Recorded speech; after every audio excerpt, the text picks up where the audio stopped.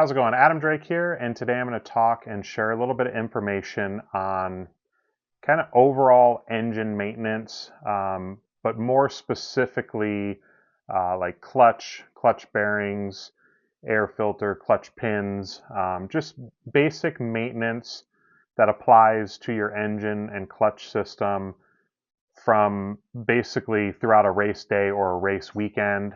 Um, Again, this can vary depending on how serious of a racer you are, how big of the race that you're attending. If you're just kind of playing around and bashing, obviously you're trying to extend the life of everything and maybe not quite so worried about performance. But all of these things, air filter, glow plug, clutch bearings, can affect the performance. And if you're a serious racer, you want to kind of stay on top of those things. So hopefully this video will help. So we will start off with the air filter. That's obviously the life of the air filter is gonna change really depending on the track conditions, how dusty it is. If the track's watered and damp to where there's not much dust, you can run an air filter for a really, really long time. This engine I have here, you can see, is pretty dirty. You basically see the brown dirt. If you pull back the filter, it's still pretty nice and clean inside. For a practice day, this filter would be okay. You could still continue to run it a bit more. But what happens is, as the filter gets dirty, it also gets clogged. So if it gets clogged, you're restricting the air. You're going to have to make adjustments to the engine to be able to still have decent performance. If you continue to run it too long, that dirt can continue to kind of seep through the filter and eventually potentially get into the carburetor and into the engine. So you want to stay on top of the air filter. Once the air filter gets to where you don't really see the bluish color, this one's kind of like a quarter or half the way to where this one is. Obviously, when it's brand new, it's bright blue. So this would be getting to the point to where I want to change the filter. Even though underneath it still looks clean, you still want to go ahead, change the filter. Filters are pretty inexpensive, and it's just helping protect the investment of your nitro engine. So next would be glow plug. I think it's pretty safe to say, you could kind of just maybe every gallon change a glow plug. What I like to do, because depending on the race and how much practice there is, you may only be at the half-gallon mark, but what I normally like to do if it's a bigger race, bigger regional level race, is throw in a new glow plug. Normally I will do that right before the last qualifier. That way I can get one qualifier, make sure I've kind of fine-tuned the engine, and I'm going into the final with a glow plug that has just the one run on it. It's fine if you want to put in a new plug right before the main, but again, sometimes the tune can change just slightly if the plug's been in for a long time. And again, if you're not super serious about racing, you can pretty much just run the glow plug until it dies, put a new plug in, and go out and have fun. But if you're serious about your program, it's nice to do preventative maintenance, change the plug before it becomes a problem. If you run the plug too long, you can damage the element. The element can actually fall into the engine, score the piston. So you obviously don't want that to happen. As far as clutch bearings go, same thing. I would say you could kind of go at that 1 gallon mark.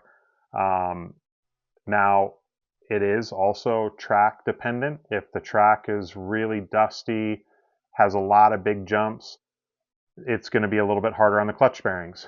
The dust can obviously get in and kind of damage the bearing. And where I say a lot of big jumps is bigger jumps means there's going to be more chassis flex. As the chassis flexes, it puts more stress and load on the gear mesh and can be a little bit harder on the clutch bearings. Same type of deal. Like I like to either right before the main, or a lot of times I will always do it right before the last qualifier. I'll put in new clutch bearings, check and service my clutch. That way I get, again, one qualifier to kind of make sure everything's seated in. If the bearing flings any grease or oil, it happens in that qualifier and not in the final. But you can just drop them in right before a final and it would be fine. As far as the clutch shoes, pins, everything like that, it will depend on the brand of clutch that you're using. But what I have here is two different engines with two different clutch sets. So for buggy, I use the ProTech clutch. And with the ProTech clutch, it's really simple. If you have some digital calipers and you measure across the tip of the shoe, so opposite side of the pin, so the tip where the shoes are going to actually see the most wear, you want to see what the lowest number is at the highest wear point. So my carbon shoes are at 23.6. My aluminum shoes are at 23.6 also. So I have a little bit more life left on these. So normally with the ProTech clutch, I will run the shoes to 23.4 millimeters. Now, that setting will also work with a TLR clutch, an associated clutch, and then again, the ProTech clutch. Those three clutches are similar. I think even the Techno clutch, that 23.4, will be very similar. Even though they use different components, the clutches are very similar 4-shoe clutches, and from what I understand, that same measurement will work for any of those. So ProTech, Associated, TLR, and Techno. Now, you can run the clutch much longer than that if you want, but you're going to lose some of that feel and performance. So as the shoes wear more, there ends up being a larger gap between the shoes and the bell, which means there's going to be more stall. So like if you're in a full-size car with manual transmission, it basically is going to have more of the feel of if you like almost neutral drop it. So the RPM is going to build or get much higher before those shoes end up engaging with the bell. So you're going to lose some of that smooth feel and precision on bottom. Again, if you're just playing and bashing, you can keep running much longer. But if you want the most performance and best feeling out of the clutch, 23.4 millimeters is what I recommend as the minimum before it's time to change the shoes.